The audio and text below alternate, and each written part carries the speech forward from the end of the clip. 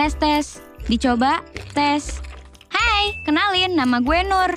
N-U-R. Umur gue sekarang 21 tahun dan lagi kuliah di salah satu kampus di kota Lumpia.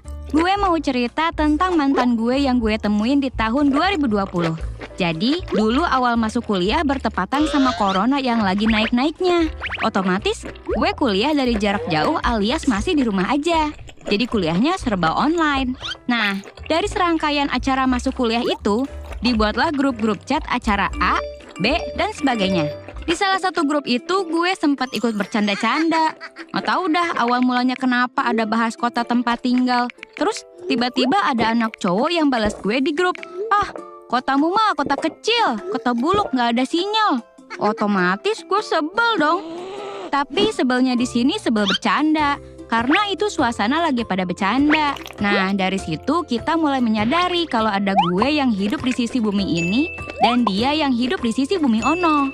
Setelah itu, gak tahu kenapa dia chat rutin gue.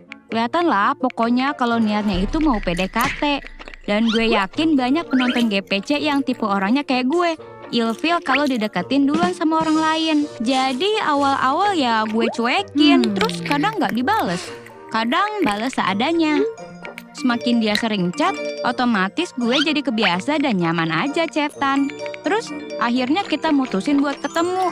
BTW, dia itu anak kota sebelah gitu. Jadi dia nyamperin ke kota gue. Beberapa kali ketemu, ditembaklah gue akhirnya. Duar! Kaget. Kalau boleh jujur, sebenarnya gue juga belum yang sebegitu suka gitu sama dia. Tapi ya udahlah, daripada di jalan itu nanti awkward, gue terima aja. Singkat cerita, kita pacaran kayak orang lain yang LDR tapi deket kotanya. Ketemu nggak setiap minggu, tapi chatnya lancar terus. Dari masa PDKT sampai pacaran ini, dia yang gue kenal itu orangnya yang alim, yang ngerti gitulah sama agama. Idaman banget dong jadinya. Terus di satu titik gue dapet hidayah buat hijrah. Apalagi ditambah terdorong juga karena dia sering kasih video-video Islami. Jadi gue semakin yakin. Dulu gue emang kalau pas keluar ke depan rumah ya nggak pakai jilbab. Tapi kalau keluar buat pergi pasti tetap pakai.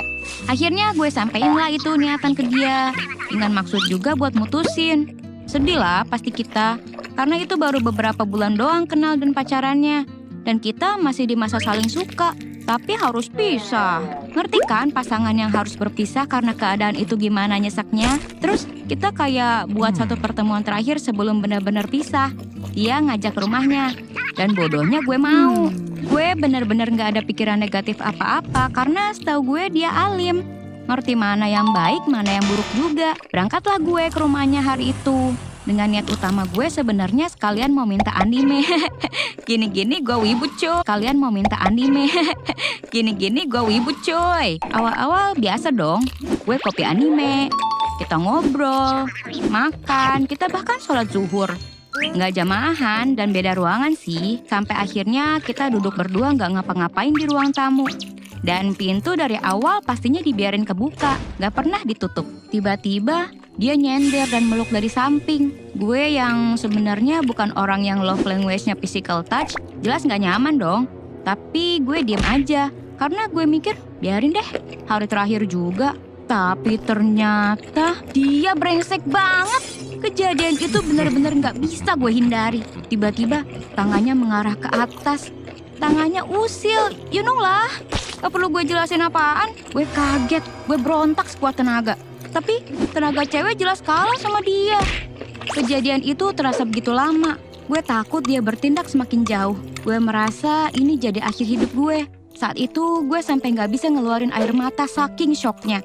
Padahal gue tipe-tipe cewek yang gampang nangis. Jujur, saat cerita bagian ini gue masih merinding dan deg-degan.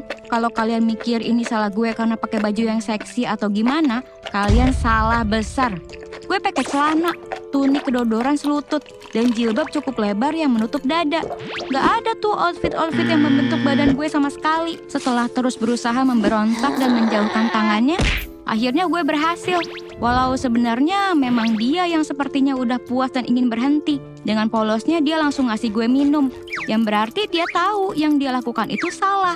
Dan buat gue shock. Gue pegang gelas sampai gemeter. Tapi dia malah senyum-senyum.